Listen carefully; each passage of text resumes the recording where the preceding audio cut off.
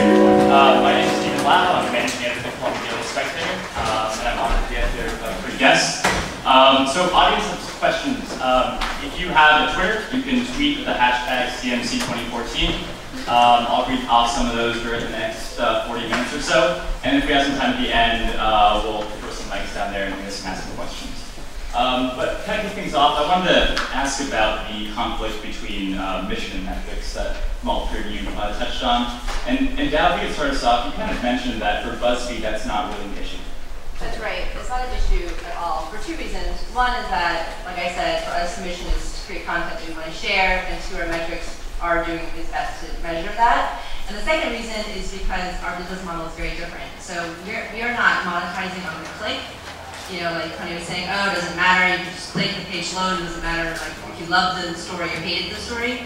For us, we have, as you probably all know, this native advertising model where what we're monetizing is the ability, is the advertising itself. It's the story that we're writing for the advertiser and trying to get people to read that and trying to share that content. So the better we get at figuring out what makes people want to share content that is editorial, then that helps us figure out how to write content for our advertisers that people want to share. And that's what we are selling.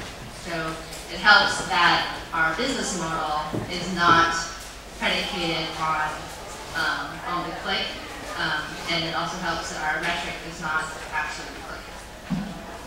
So Edward, at time, I mean, obviously you use Chartbeat, so you're looking at engaged time, but at the same time when you're dealing with advertisers, is that what you're selling on? We're selling multiple different ways. That's one of them. You have to know who you are. Nicolas Cage on Pocahontas is hilarious, but we're not going to put it on time.com.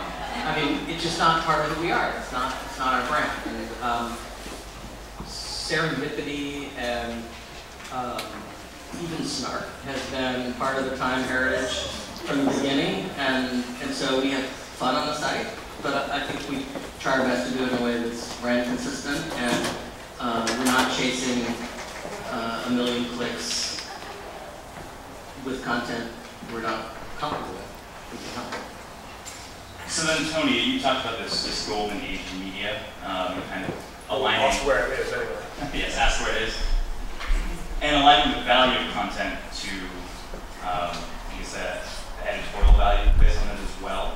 So when rolling out Chartbeat to companies like Time, I think you know 80% of top publishers. Is it a problem that there's still this disalignment between, or unalignment between how publishers deal with advertisers and then how you want them to be valuing the content of Chartbeat? Yeah, I mean, like,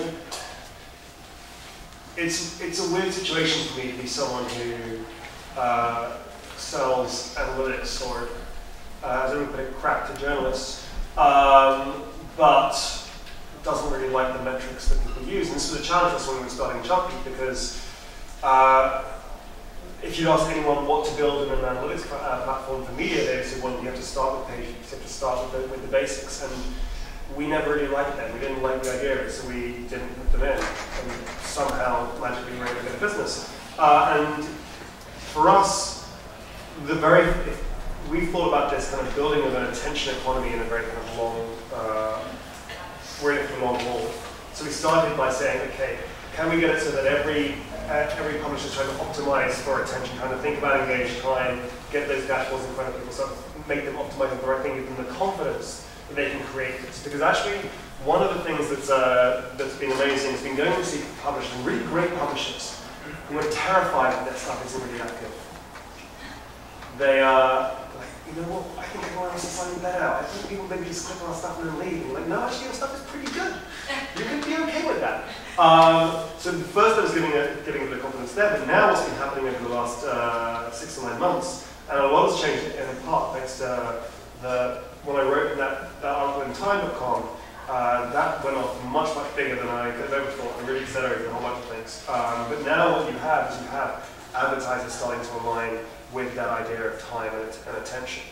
And this is really the next step, and it's something that if you hear me speak anywhere else, I'm going to bang on about this for a while because I'm trying to change something here.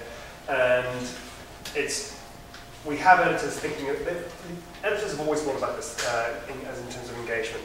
Now we're starting to get the ad sellers to really truly sell engagement directly versus talking about engagement in their pitch decks, but then selling on clicks. So it's the beginning of a change. We'll see whether it comes true. So Dao, you mentioned during your talk that you can trick people into clicking, but you can't really trick people into sharing. So, I mean, just in addition to shares, there's BuzzFeed using metrics to look at things that Tony's been talking about, attention on actual articles. I mean, one thing that we don't believe is we don't believe that there's one metric to rule them all. We look at a lot of different things. So we look at social lift, we look at time on page, we look at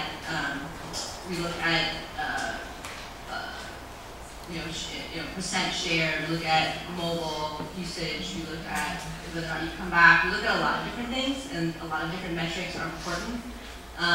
And it's in some ways easier to say oh, this is the only metric, you should optimize this one metric. But for us, it's more complicated when you want to when you see that there are different things happening for different kinds of content. And I guess we just have such a huge audience now, and so many different kinds of people coming to BuzzFeed for so many different reasons that we find that it's more interesting to look at a variety of different metrics, including time, that help us understand better what our audience is doing. Because that's ultimately what your metrics are for, right? Your metrics are there to help you understand what the user is doing, to help you think about why they're doing it. The metrics won't tell you why, but it helps you think about it. And so if you just optimize on one metric, then it's a narrow way of looking at and trying to understand your audience. So while I definitely think that attention and time is an important metric, for us it's not the important metric. And there is, social lift is something that we have on our dashboard, but literally the rest of the dashboard, which has all the other metrics, but it's not the only one. I just want to throw in, one metric we haven't talked about much is repeat visits, which, at least in my mind, I'm not terribly focused on page views, which are so easily manipulated. And thankfully, I think most of us aren't as focused on page views as we used to be. But we're trying to build a more loyal audience, and we're trying to build a big enough audience to have a big enough funnel to push them all around the site and create a brand footprint that's as big online as it is in print. And so I think for repeat visits is a key one that certainly we follow and it's often lost. So I think Dao makes a really strong point. There shouldn't be one metric to rule them all, and there really isn't. In fact, when you're looking at metrics, it's often good idea to have balanced metrics that actually work together. The challenge here is in some ways the conflation between metrics and currency. Okay? So metrics are usually a combination of different data points to help you understand your users better, how to improve your site, and give you greater lift. Metrics do all of that. Currency is what helps you make payroll next week. And that number is generally a singular number that can be compared across multiple places where advertisers can buy. And right now, that number predominantly is impressions. So we'll have all of these metrics out there, and by the way, every decent news site is using a ton of different metrics to try and work out how to improve their audience experience, try to improve a whole ton of things. But when it comes to whether they make payroll or not, it generally comes down to one number. And so if we're thinking about currency, not just metrics, then we have to make sure that that metric is the one that makes quality possible and not impossible. So it's an important distinction to make. And I wanted to jump for a little bit over to the other side of this. So we have all this data. There are multiple metrics you can look at, but how do we actually translate that into changes in the newsroom? Edward, can you start us off? How do we translate the data we have into changes in the newsroom? Well, how do we translate what we know from the insights from the data into actual changes in either the structure of the newsroom or what's on our site, and what will the users? broad question. I think to me, overall, from editorial point of view, the most useful information we can glean from data is whether people are consuming our journalism, and if they aren't, they're doing something wrong. As Dao said, not every post has the same potential audience, or should it, but I guess certainly data is a big part of our newsroom now in a way that it wasn't before. And one of the most immediate ways we use data every day is to, is when we discover something's getting well shared, we'll add additional elements to a video or relevant galleries to try to increase the time they spend when visitors spend with them on the site. But fundamentally, I think the data's a way. It's not an end in itself. It's a way of guiding you whether you're on the right track, and if you aren't learning from it, we don't pay people on metrics. We don't. We have a lot of incredibly valuable journalists who aren't our biggest drivers in metrics. But on the other hand, if you're creating content that goes into a vacuum, there's not much point to that. Not sure that answers it, but that's how we think about it. So I would say that we use data in two ways. So the first is in terms of how the newsroom uses it. Like we don't pay metrics or anything like that. What we do is we give our journalists access to a lot of data. They can access themselves, or they can email a team. There's just an email alias that anyone can email and say, I'm interested in knowing this metric or that metric. And then we'll talk to them and supply it to them. And they use it to sort of understand what kinds of stories are doing well, both stories that they've written or stories other people have written. And then they can learn from that and try other things. So we have a very experimental culture. And that's true on both the product side and the editorial side. So editors are encouraged to experiment with a lot of different things. We post a lot on BuzzFeed that are total duds, right? That don't get shared at all, and that's normal. If that weren't happening, that means that we're not experimenting enough. And so that's it's one myth that I think is kind of pervasive about BuzzFeed is that the data team tells editors what to write. Like, we furnish all these numbers, or these are the things to write about. And this is, totally untrue. Totally untrue. I have no interest in doing that. It's not all feasible or interesting or anything like that. It's purely the editors think of these crazy ideas themselves. Certainly on the buzz side and on the news side, obviously they're going after big stories that they think will shape the conversation. And the second way we use data is on the product side, and that is looking at how can we A/B test different designs for the sharing buttons, and then how are they used, and are we giving people an easier way to do the things they want to do anyway? Like someone who wants to pin somebody on Pinterest, is it really easy for them to do that? Let's see if we can do that. And so we use a lot of data to A/B test designs of the site, but that's like a standard thing that e-commerce sites have been doing for 15 years. We also A/B test, but again, the mission is to get content to people. That's not a whole lot more complicated than that. So that's at BuzzFeed. Let's say the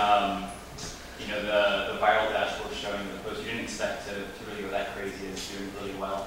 What happens next in terms of what goes on to make sure that post continues to do well?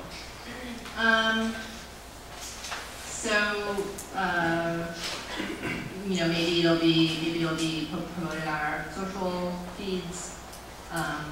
Certainly on the site, when there's an algorithm that chooses what posts are promoted, and some people think that we're promoting the posts that are popular. And that's not what we're doing. We're promoting posts that are going to be popular, right?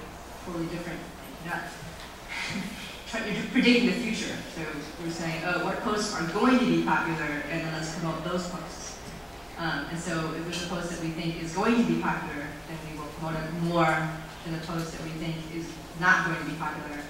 And that's different for different kinds of sections. The news section is different from the buzz section, lots of different things go into that. That's basically what we do. Tony, what does that show up like in terms of Chartbeat? Because I know in your real-time dashboard, you're seeing the concurrent views on pages, you're seeing engaged time. So, I mean, how do editors, how are they supposed to make decisions on what will be popular? Oh, what will be popular? Well, I'll talk about it more broadly and we'll kind of narrow it. So the first thing that happens with kind of real-time data in the newsroom is you just change the audience for data in your organization. And when you change the audience for data, often pretty much everything else has to change as well. And so the purpose of data within the newsroom is not the traditional purpose of data in maybe in a media organization.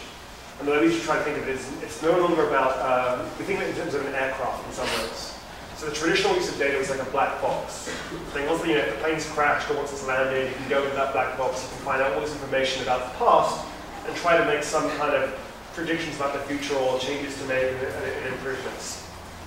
When you give data to the newsroom, it's much more like the cockpit. It's like saying there's a big ass mountain in front of you, you should probably take a left right now. And where this comes in is, in fact, you're not actually asking for this kind of deeply intuitive, strategic understanding. You're asking for relatively simple tactical responses to stimuli in the moment. It's much more limbic system than frontal lobe. And what that means is that when a story, say, blows up and becomes popular, and by the way, it can be very, very unexpected. And I've had the wonderful opportunity to kind of see this live in newsrooms when a story blows up, and a few things start happening. So if we just think that the traditional way, it's like, oh great, we have a really great story, and we're going to find out at the end of the day, and that was really cool. Maybe we can write some more stuff like that. That was the old way, but now, if you're thinking about those goals that we had, one, recirculation, two, increasing the amount of time, you have people coming to your story, there's something about it that's interesting, you start thinking about, okay, how do I do one of two things? How do I keep them longer, or how do I move them more effectively around the site? So I'm starting to look at, okay, what's the point? How far are they getting down into the scroll depth? Where are they bailing on our story? Do I have any links there to take them elsewhere, or not? Or have I got a complete blank space? What am I doing in terms of inline links on that point of view? I'm trying to hold them for longer. Is there any kind of rich media I can put into this story? Is there a video? Is there other kinds of media that I can do to try and engage with them more? Is there anything in our archive that I can bring up and freshen up which is related to this story? All of these kind of things, trying to move and trying to always do one or two things. Hold someone on that story for longer, or move them around the site more effectively. Because you've suddenly got this massive new acquisition of traffic. So you have these things. And also, by the way, it just changes how you think about your homepage. I mean, that's what I mean. One of my favorite stories in this is, do you guys remember when they realized the zodiac signs were all off? Yes. By one? Yeah, it's like, I was no longer a Taurus, I was no longer stubborn, or any of these things. It's a brand new wonderful world for me as a Gemini. And the Boston Globe thought this was a huge, huge story. And so they put this, H1 headline front and center, and no one cared. People quite liked being a Taurus or a Sagittarius or whatever. They didn't really think too much about it. What they did care about was this local theatre pub in Boston, which had burnt down. That was this beautifully, deeply engaging story that they buried below the fold on the right. It's like, actually, that's the story that's engaging. We're going to change our homepage here. We're going to actually, our audience is actually smarter than we gave them credit for. Actually want a better story. Let's give them that. So you see these wonderful changes as you go, and it can be quite fulfilling. So Edward, kind of jumping off that, what's the balance that you can find between using the data that something like Chartbeat will provide you, and then also allowing the editors to use their editorial judgment to decide what's the most important story, what should be on the home page, what should we try to recirculate?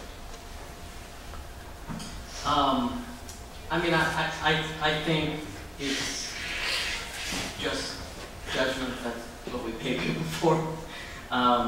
If we ran a completely data-driven organization, our brand would disappear off the web pretty quickly. There are probably people who do that better than we would.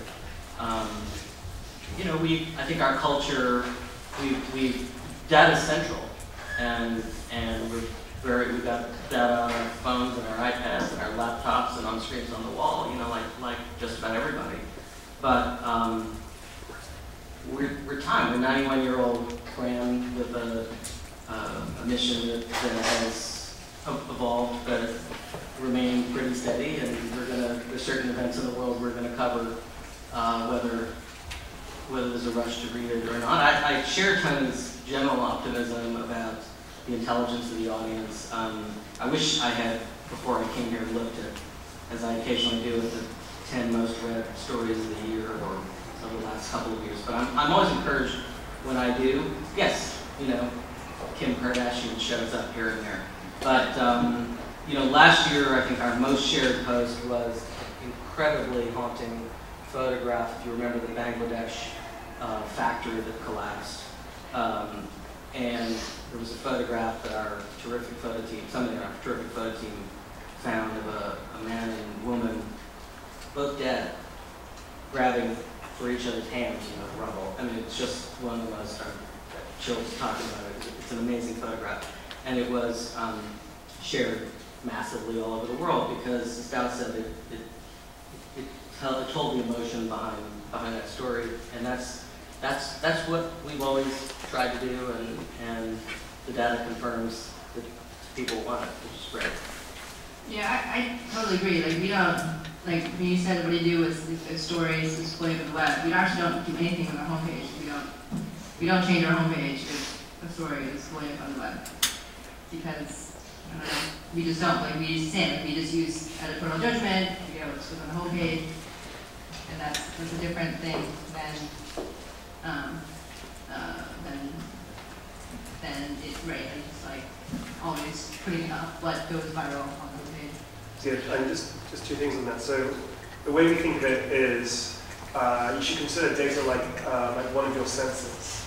Like, you wouldn't rely on just one sense, ideally, to get around. It's the combination of data with your editorial judgment and everything else that helps to make a story. And this is actually one of the challenges where you see news organizations that do pay on data, that pay on the number of pages and so forth. You see actually very bad behaviors coming from them. I always recommend people don't do that because it makes that data too central in people's decisions on that front. One of the things that is important to note then, and I remember going into the Wall Street Journal when Kevin Delaney, who's our Quartz, was managing editor, he said, like, if we're going to write about Afghanistan, I'm going to put that on the front page, on the home page, no matter what the data says. And that's absolutely right, and absolutely true. There's an important thing to remember, which is, as journalists, your job is not just to write the important stories, it's to get people to read them, to communicate. So if you have a great story that's hidden behind the wrong headline, or you buried the lead in paragraph 4, or do any of these things which means that you're not getting your message across to your audience, you should be able to know about that and adapt it. And that's what data can help. I would just add, just to try to give you a concrete example, even.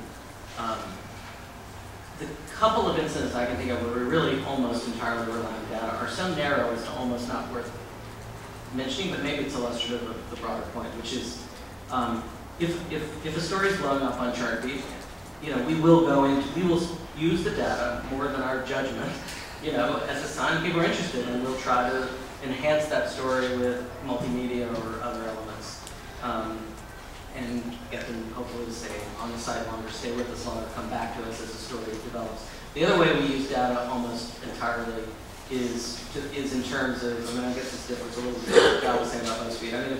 If something was very well read during the week, we might re-promote it on the weekend because it was popular. You liked it on Tuesday, maybe you'll like it again on Saturday.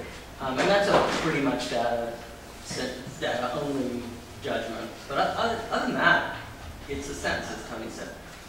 Yeah, and actually, that's a good jumping out point. So, question from Katie Jennings.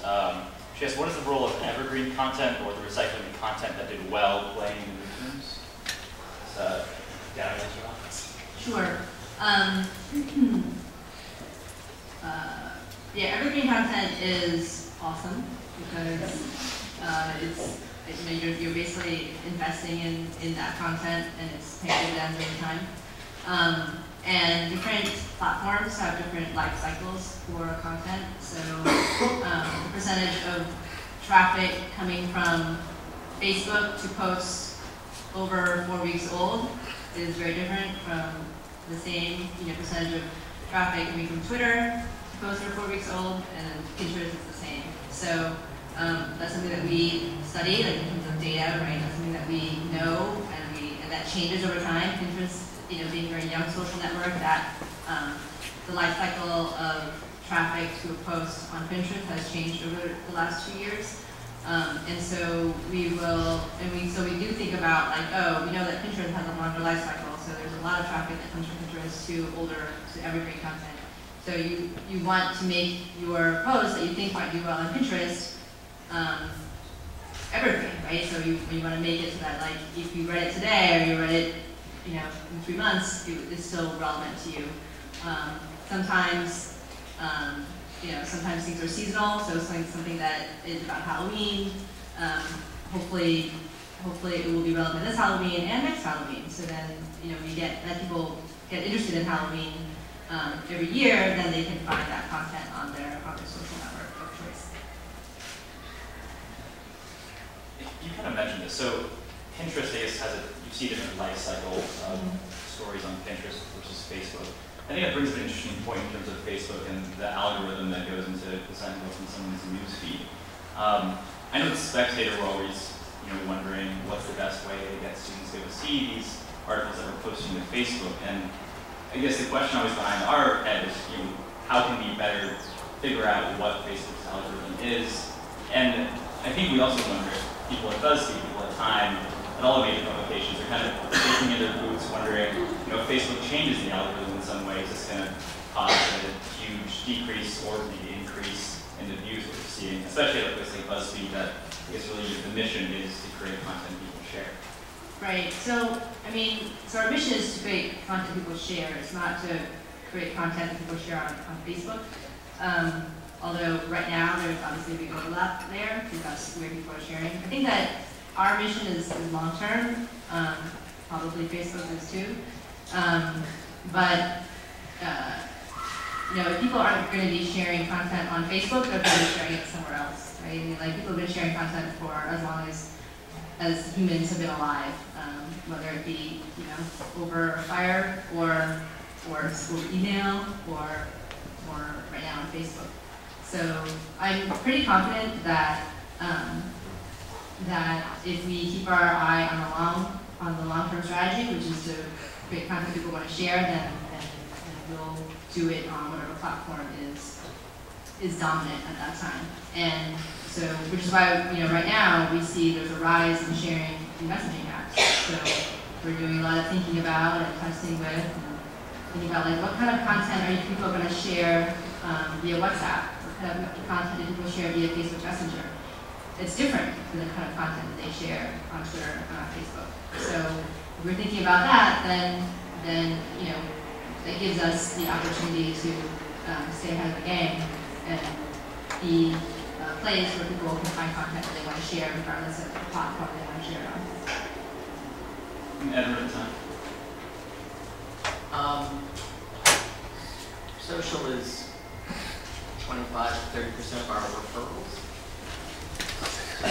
Search is in the same category. So Facebook's a portion of the 25 to 30% of referrals. If Facebook decided to exclude brands with 4-letter names, it would suck, but we would get it. I do think there's definitely something to be careful about considering the power of the algorithm, and I do think that actually Dao speech is a great example of this. Though I thought that catcalling men thing was freaking hilarious, and Facebook, I can't perceive a situation where the algorithm wouldn't want to promote that kind of content. Because in general, Facebook, whatever people may think, does genuinely want to improve its user experience. In doing that, they will make changes to algorithms that will have an effect on sites. And the best example of this isn't necessarily Facebook, it's what Google did with the Panda update a little while ago. If everyone remembers the rise of the kind of content farms, you have demand medias and so forth, all of these, the e-house of the world, all these sites that are created to try and capture your search term query and send you something that was pretty badly written and pretty short. And Google made a change to its algorithm and basically killed a whole bunch of businesses. I mean, Disney Marcanis, who's a nice guy, he built this business called Mahalo, and that was just killed by the change in the algorithm. So we shouldn't underestimate Facebook's power here, and this is one of the reasons why I think it's kind of nice to have Twitter as a straight open feed, as a balance to the algorithm on this front, and why I hope they continue to do that. Although I should say, and I made this point earlier, that Facebook's traffic dwarfs Twitter's in general across the web. And literally, if somebody Morpheus were to turn up in front of you wearing his little sunglasses and have a red pill and a blue pill in his hands, and his blue pill says you're going to lose 15% of your Facebook traffic, and the red pill is going to say you're going to lose all of your Twitter traffic, you take the red pill and say, like, fine, that's good, I'll keep 15% of my Facebook traffic. That's across the network in general.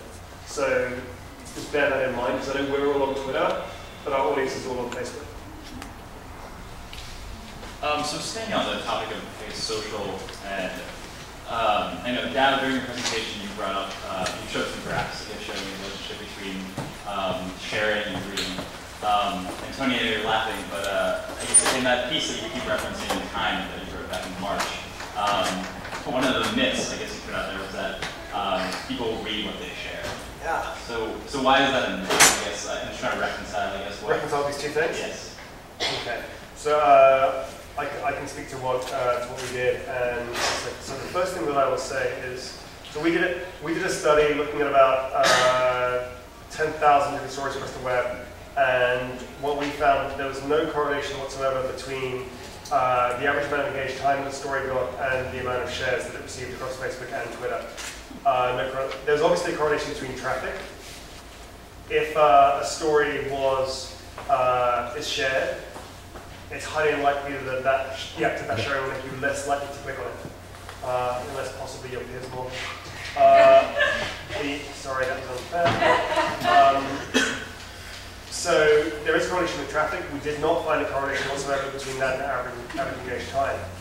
Now, BuzzFeed has the advantage of being able to go deep into its own data on a singular site, and I'm perfectly happy to accept the contention that BuzzFeed's audience tends to be much more engaged and thinks more around sharing. I would just say for us as well, we think it's perfectly fair for BuzzFeed. I would always be cautious about extrapolating from the sample size of one across a network. A telling moment I thought, not necessarily an encouraging one, was 5 or 6 months ago. They may have changed it since, but the Wall Street Journal, where I worked for 50 years, on their homepage added share buttons to headlines on the homepage, which by definition, there's no deck, you haven't read it. So it suggests there's some sharing unread content on the internet. I think the main difference, I mean, like, we obviously don't have any share buttons on the homepage, but you have to be in the story to read it.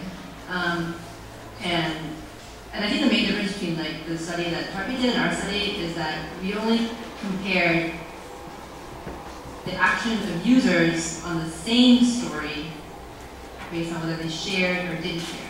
Because, like I said, like, for us, this is, like, we don't compare stories to each other.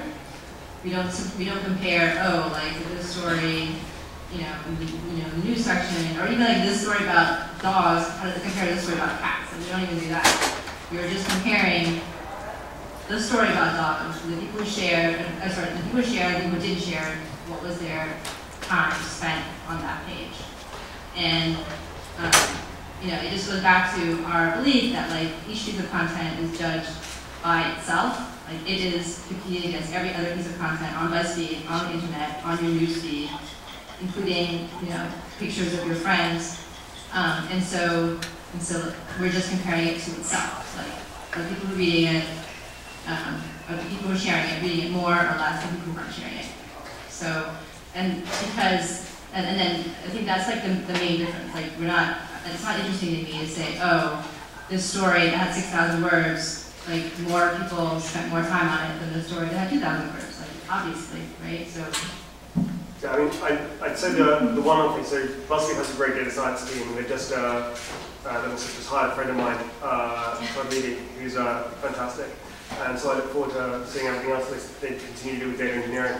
The next thing that I'd love to see in terms of that study, because I was fascinated by it, was that study dealt with shares that happened from that page versus all the shares that might have happened around that particular piece of content that would have happened on Facebook and so forth. And that's around about 40% kind of missing from that study. So I think that study was fascinating. I took an awful lot from it. I'd love to see the kind of next iteration of that story, including all sharing around that particular piece of content. Well, people's shares on Facebook are usually private. You guys have Hulu, so you can see the total number of shares. Trust me, we track it in Chartbeat. Yeah, we track it too. I'm not going to comment. But I think that for us it's, you know, and then there are lots of other things that we see that are sort of that build off of what we all think is true, which is that, like, oh, if you're going to share it, then you will probably read it because you don't want to look like an idiot if you shared it. It wasn't something that you agreed with. Is that we only look at it on Facebook, and I think that Twitter is a very different kind of piece. Like, people will retweet things that they haven't read more so than on Facebook. I don't know why. I can all speculate as to why that is. But I think that another thing to look at is, like, how does Twitter users differ than the Facebook users? And as Tony said, like, Twitter is a much smaller population than Facebook.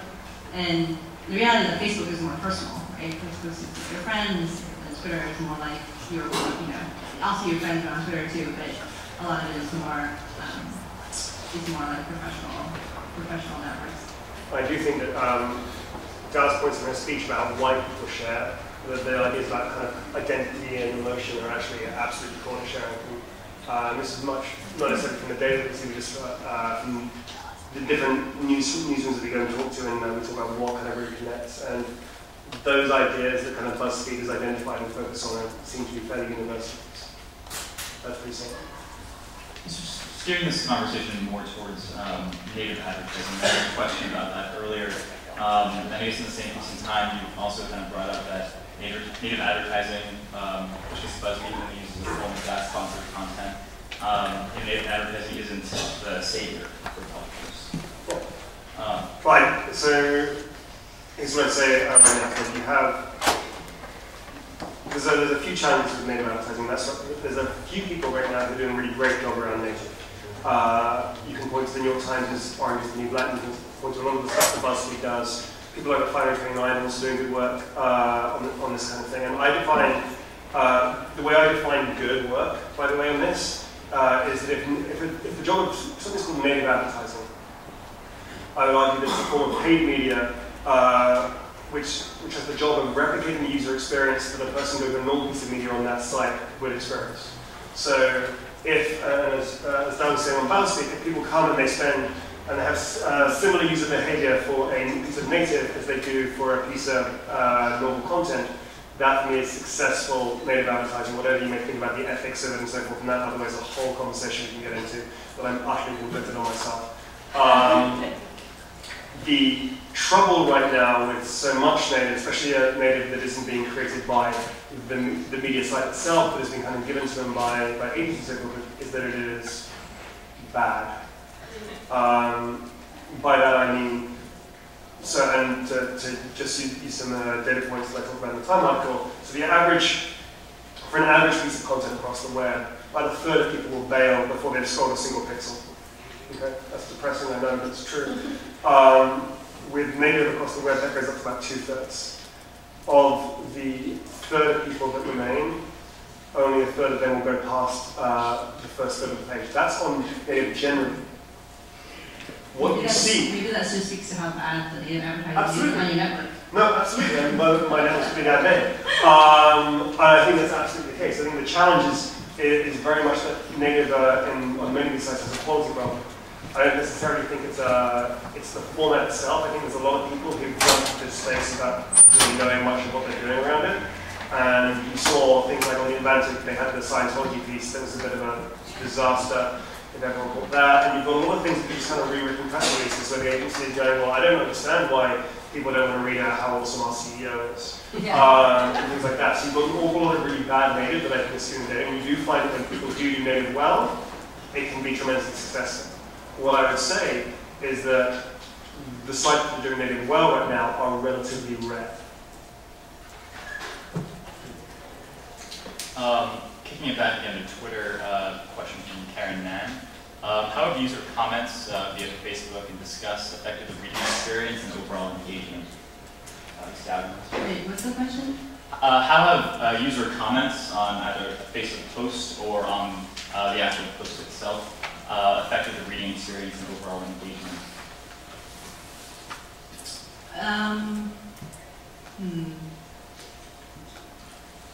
I guess I don't have any research to cite for that, but I think that probably just from a user perspective, many people are interested in reading the comments at the bottom of the post. You see that on BuzzFeed. Sometimes you'll scroll to the bottom and someone will say, will comment something about the post, and then there'll be 7 people right after that who respond to that comment saying, I came down here just to say that. And then the person says, oh, me too, I'm so glad that somebody else noticed that. And then some, 7 of the same thing. So obviously people are interested in commenting, people are interested in reading other people's comments. Commenting is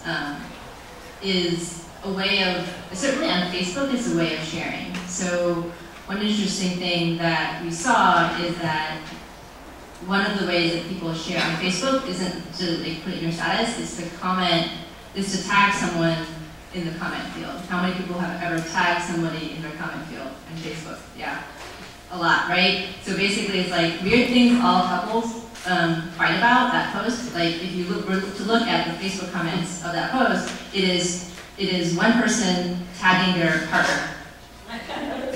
500 of them. Like Susan will tag Joe will tag, Jeremy will tag Martha, or whatever. And it's just and there's no text, there's no comment, there's no oh, look at this, LOL. No, it's just I'm tagging you, over and over and over again. And so the way people use comments is evolving. When Facebook introduced the tagging mechanism, that's something that we noticed. And it's an interesting thing to think about when you think about, how do I create content people want to share? Edward, in terms of comments and time? I would put commenting in a way in the category kind of with native advertising. I think it's surprising how poor really the commenting experience is across the web, given where we are in development of the web. I mean, the number of places that really do commenting well are, it's pretty much, in my mind, Facebook, Twitter essentially, Reddit, and I'd probably put Kinja in there. So there's a lot of upside on the comments. We've been, we have a new CTO, came from Amazon, who's making a lot of change quickly at the company, and he's a heavy Reddit user himself, and very focused on comments. So I think across time we'll see some cool changes there in coming months. But I don't think it's much a part of any site that I go to is, it's not a calling card for many places across the web in my view at this point. I suspect that'll change. I hope so.